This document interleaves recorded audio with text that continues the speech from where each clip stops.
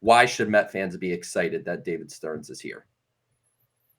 I think it comes down to your organization is going to get better, right? Like that's just the bottom line with this. It's just your organization from top to bottom is going to improve.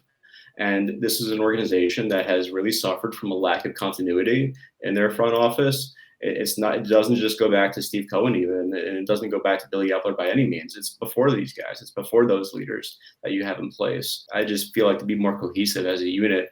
So he'll bring that. And that kind of goes to what I was saying about hiring and bringing the right people along with him.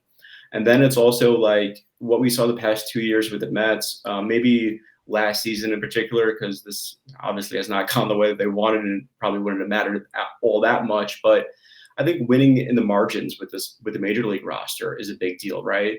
That's an area where the Mets could have done better, particularly last year, where they were getting a lot of production from their stars, but they kind of needed a little bit more from a second or third tier group, and they never really got that.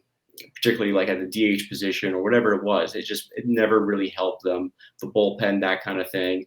And that's just something that David Stearns is really good at. And that's identifying players that will help, maybe not push you to the playoffs or anything like that, but it'll help you navigate 162 games because he brings this idea of every roster spot is vital and he's going to get the most of it. So he's a master at the 40-man roster. And he is a really big advocate of depth.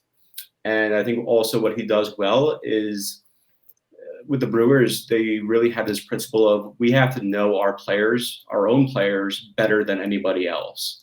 And so that goes to that continuity point that I made about, okay, well, how do you do that? Well, you get the right coaches and you get like the right coordinators and the right people in player development to understand like these guys and to learn your players.